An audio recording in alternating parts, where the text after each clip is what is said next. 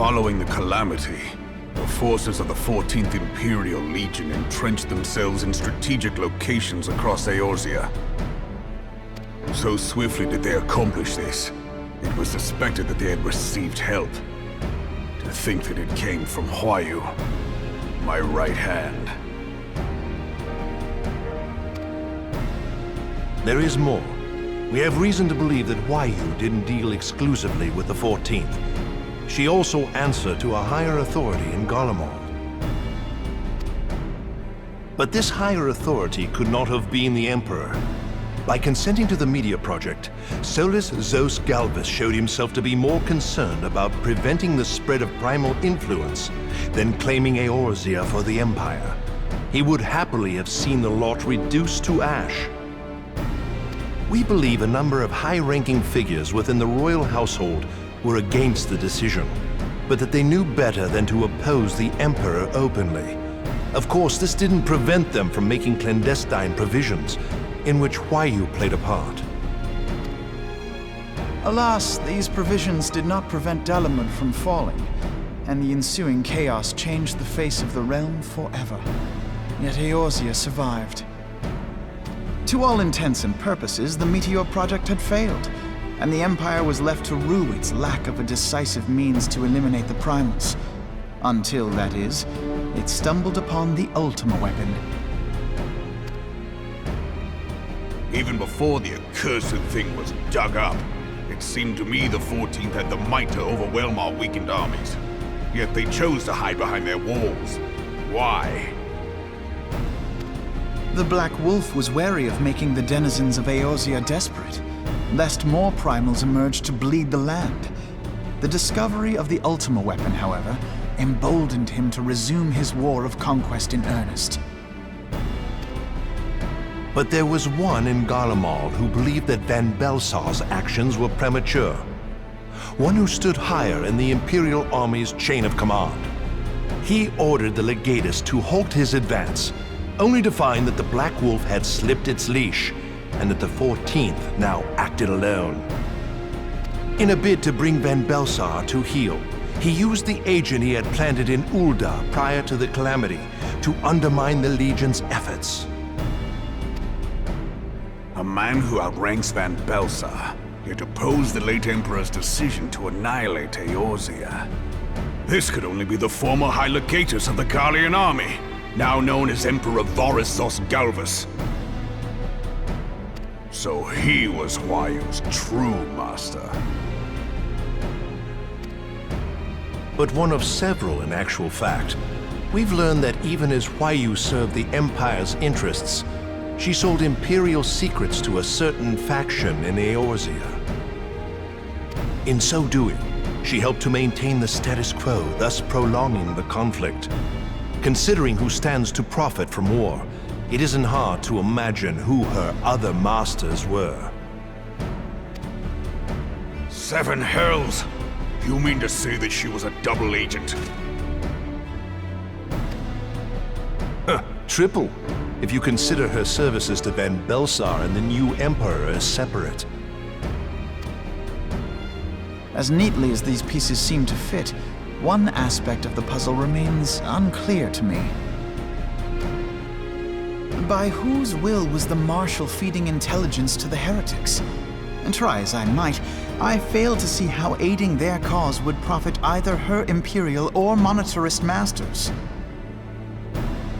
Could it be that another hand is at work here? If so, Huayu must be made to reveal whose it is.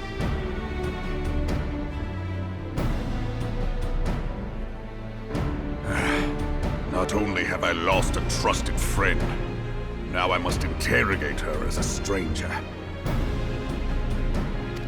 Not a pleasant task, I grant you, but a necessary one.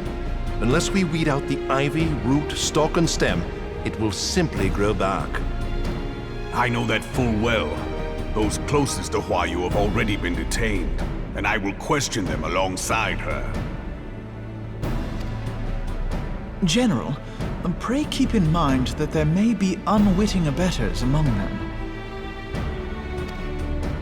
All will be treated fairly. On that you have my word. Those who are innocent have no cause to fear. You have ever been a friend of truth, General.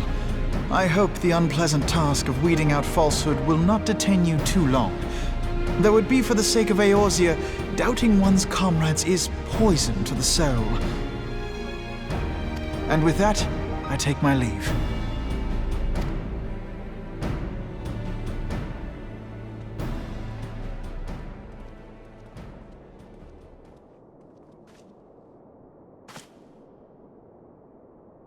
All these years, I've been made to dance to their tune. How could you, Huayu? How could you side with them? Those cankers who take from this land and give naught in return, who use their power to disempower and grow fat while the people starve. I know you can hear me, monitoring scum! Your crimes will not go unpunished! Today I will purge this land of your sickness! Before the eyes of the 12, I swear it!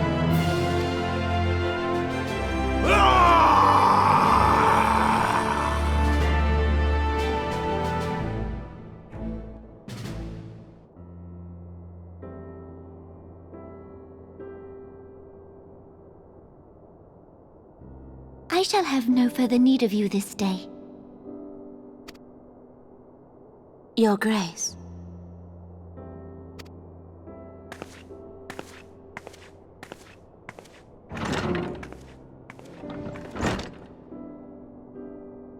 I fear that not even mine own chambers shall remain private for long. Has the situation grown so grim?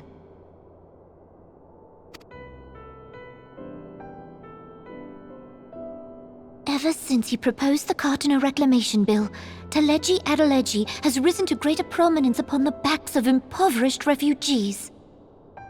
The monetarists were ever united in their pursuit of profit, but the man's actions have torn a rift in their ranks. They snap at each other as rabid dogs. Yet now is not the time to be bickering among ourselves.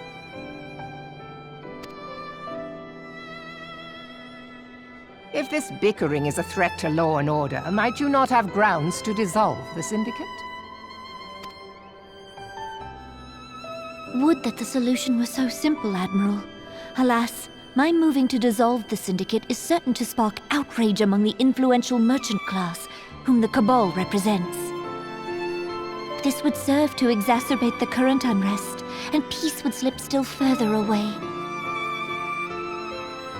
Be they rich or poor, natives or refugees, all who reside in Ul'dah have a right to pursue happiness. It is the duty of a ruler to protect this right. If I am to perform my duty, I must needs tread warily. It would not do to make enemies heedlessly.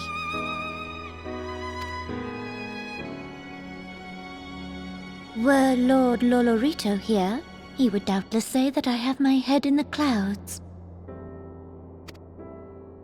A ruler is required to take a wide view. Try as we might to cater to all needs, some will inevitably be overlooked. As such, there shall ever be citizens who feel aggrieved. It cannot be helped. But as you have informed us, the monetarists take no view but their own. They hunger for power while the masses starve. In the absence of a common cause, it seems beyond any one individual to make Ul'dah whole. And the presence of a Garlean agent within the Immortal Flames only makes matters worse. Even accounting for Uldah's historic reliance upon mercenaries, such a grievous breach of security is unprecedented. I fear this business will provide the monetarists with a rod to beat Rauban.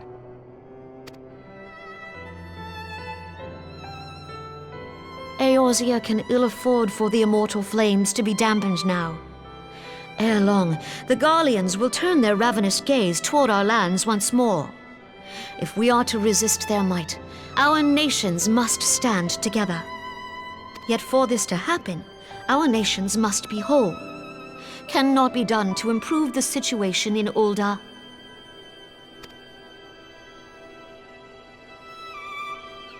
The true wealth of Ul'dah lies in the health, happiness, and hopes of her citizens. Alas, the citizens shall never know these things, so long as their lives are ruled by the ambitions of the few. The monetarists claim to represent the best interests of the people, but in sooth they desire only to manipulate them for their own selfish ends. For the government to serve the people, it must be formed of the people.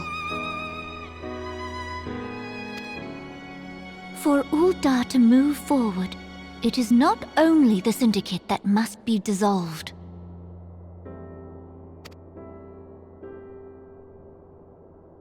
Nay, you jest.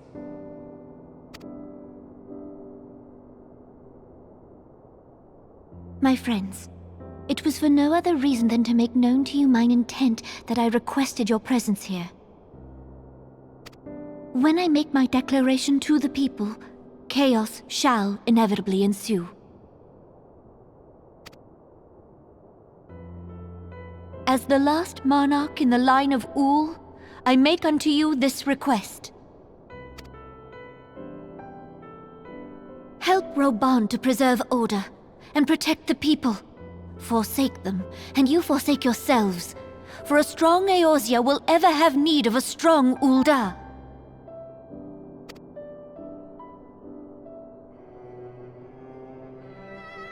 Your Grace, are you certain of this?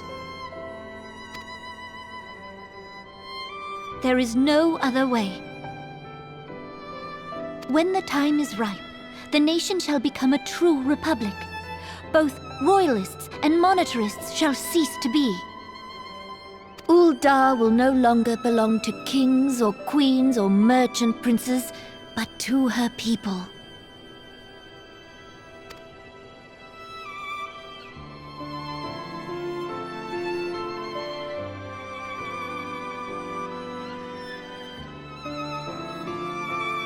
Reborn, forgive me for casting aside all that you have toiled for in my name.